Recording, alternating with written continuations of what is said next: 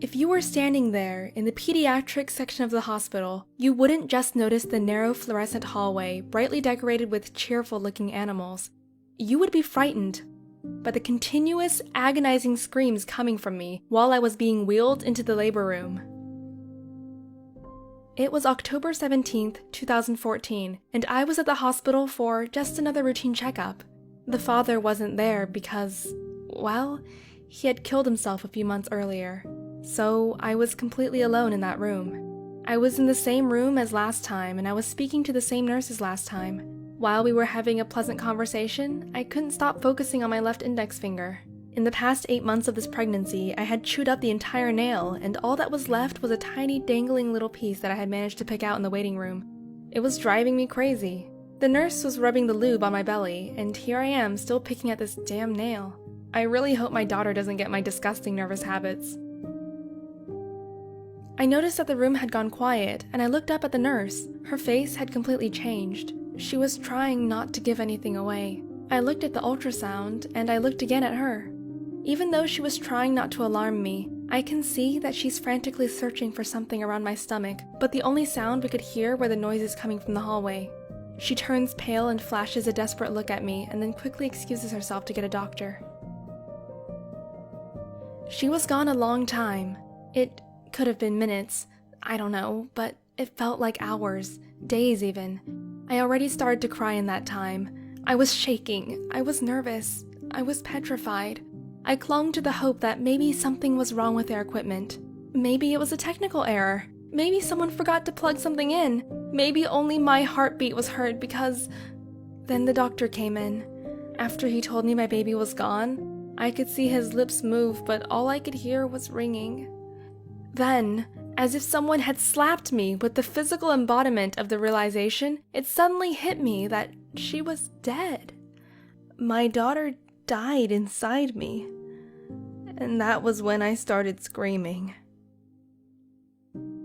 They had to start inducing labor, and in an attempt to stop the screaming, they put Ativan into my IV.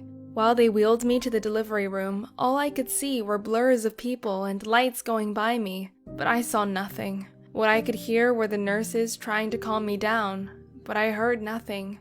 What I could feel was that they were doing something to me, but I felt nothing. The only thing that I could hear, feel, and see was the deafening silence where my baby girl's heartbeat should have been. I was in labor for 27 brutal hours.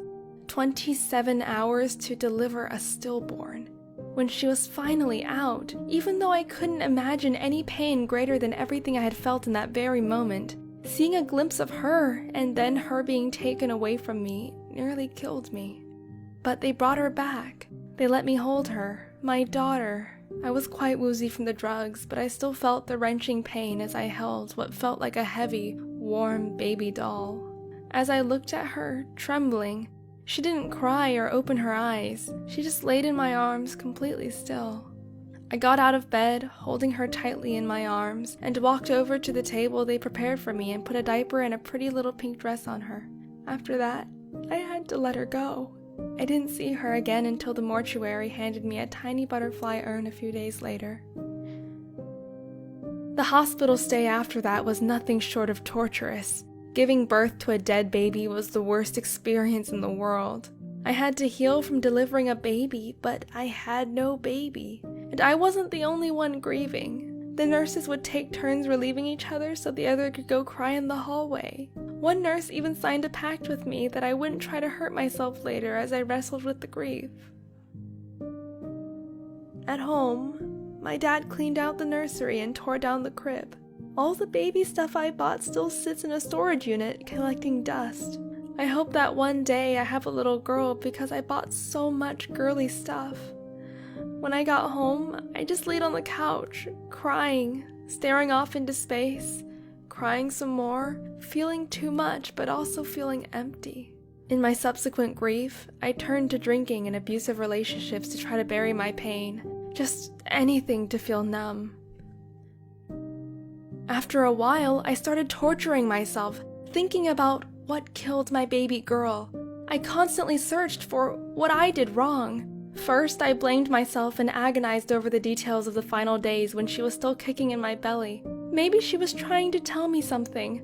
I really regretted that I didn't know I would lose her. Maybe had I known, I would have read to her a little more and really enjoyed the short 8 months that we had together. Then I blamed her father for taking his life and putting me through horrific stress and leaving me to face all this alone. But in my lowest moments, I wished that I just had an abortion or never conceived at all. But I would immediately kick myself for all these horrible thoughts because I realized later that even though she didn't live long, at least we had shared a short moment of her life together. I hope that the short time she had with me was okay. Pregnancy announcements from my friends really pierced my heart. It still does. I have even had to unfollow some because I got so jealous of their ultrasound pictures. Baby showers are still horrible to get through. I just grit my teeth and try to stay busy planning the party for my friends so that I don't focus on my own grief. But I do have to go cry in the bathroom sometimes. I hate it when people ask, "Do you have kids?" In that moment, I have to decide between two truths, for the answer to that is both yes and no.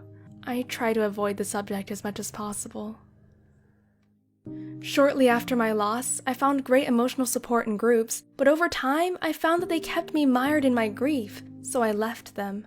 I found that my biggest sense of relief was when I would speak to other moms who had been through this as well.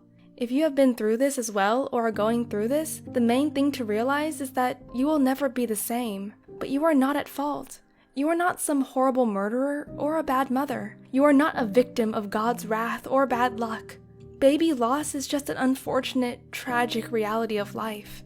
The March of Dimes organization estimates that 10 to 25% of pregnancies end in miscarriage and 5% results in stillbirth. Often the cause is not known, or not any fault of the mother. I am now finally at a place where I feel comfortable talking about this. I enjoy my life and focus on day-to-day activities, keeping myself busy. I play with my friends and sister's kids to fill the hole in my life that my daughter would have filled. I found keeping a gratitude journal really helped. It showed me all the good things in my life and gave me the strength to take it day by day. I have a boyfriend now, and after 2 years together, we've decided to embark on the journey of trying to conceive another baby, our first together. My boyfriend has really been my rock through this trying experience, though he's sometimes shocked by the racking sadness that takes me over. The decision to try again was painful in itself. I felt guilty, like I'm trying to replace her. I'm also terrified that this may happen again, since I still don't know what caused her death. I don't know if I could even conceive again. It has already been over 7 months of trying, but I do read so many testimonials of other women who have been through this and also endure great stress and grief while trying for their rainbow babies. I take solace in the fact that I am not alone, that we have each other. But I don't think I will ever feel relieved until I hold a healthy baby in my arms.